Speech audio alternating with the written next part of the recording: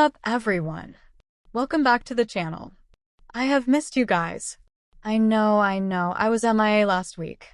I had to skip the week 3 update because of Thanksgiving travel and, let's be honest, probably eating way too much turkey and stuffing. I hope you all had an amazing holiday with your friends and family. But the markets didn't stop just because I was eating pumpkin pie. And neither did our experiment. If you're new here, we are running the ultimate investing test. I have 4 accounts, started with $1,000 each, and I'm depositing $50 every single week to see which strategy wins, the Robo-Advisors, the S&P 500, or me. Because I missed last week, we have 2 weeks of market movement to catch up on. A lot has changed since we last spoke in week 2. Let's quickly rewind. At the end of week 2, the leaderboard looked like this. The Robo-Advisors were dominating, and I was sitting in a painful 3rd place. But now it's week 4.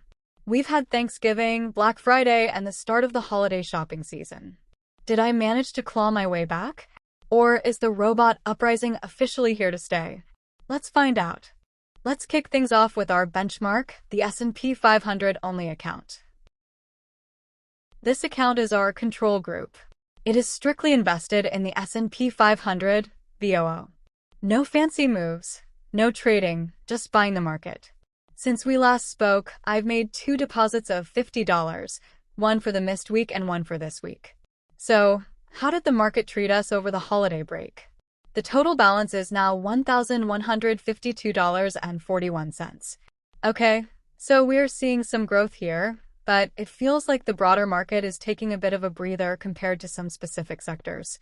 It's up, but is it up enough to get out of last place? Spoilers. No. It's actually still trailing the pack. But that's the thing with the S&P 500, it's slow and steady. We'll see if it wakes up in December.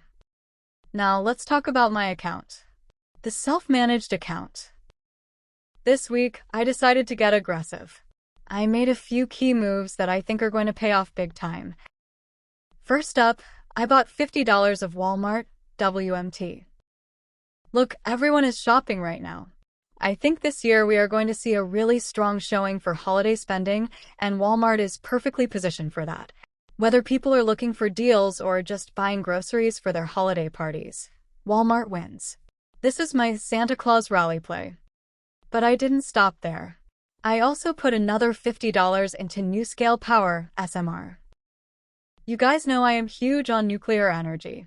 I truly believe it is the future of our energy grid, especially with all the power demands from AI and data centers. SMR is a company I want to keep building a position in for the long haul. And finally, I did something a little different this week. I actually took some profits. I had a few positions that were well above my cost basis, so I sold a portion of them to lock in those gains. I'm holding that capital as dry powder to reinvest quickly if I see a dip or a new opportunity pop up between my weekly deposits. So, did it work? The new balance is $1,171.64. That is a massive jump from week 2. I have officially climbed out of the hole and, spoiler alert, I am back in the race. Current standing, 2nd place. Next, let's check on the previous runner-up, the Vanguard Digital Advisor.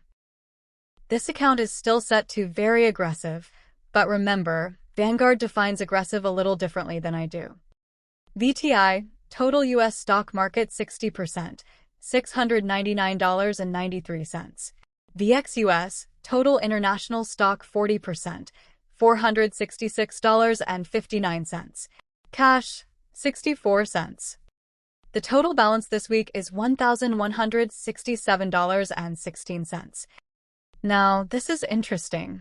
Vanguard has a very heavy allocation to international stocks, about 40%. Compare that to the S&P 500 account, which is 100% US, or Robinhood, which is mostly US. If international markets lag behind the US, this account is going to struggle to keep up.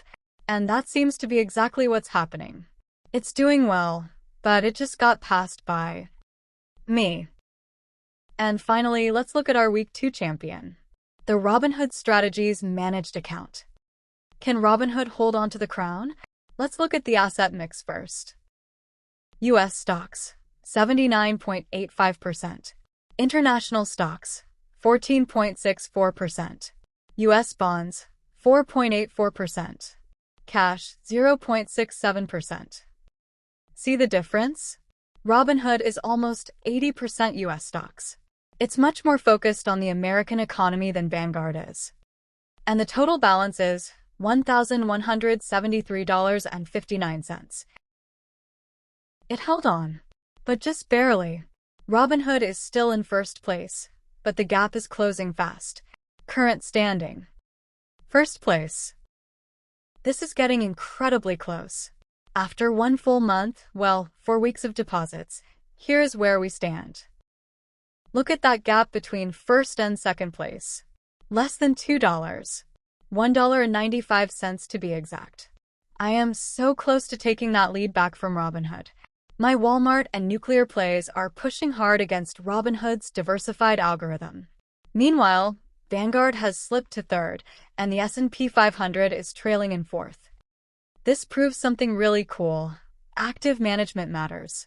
Both the Robinhood algorithm, which actively rebalances, and my self-managed account, where I'm picking stocks, are currently beating the passive Vanguard and S&P 500 strategies. Will that hold up? Or will the passive strategies win in the long run? Next week, we start month 2. Will a leader finally break away from the pack? Or will I manage to snatch the crown back from the robot?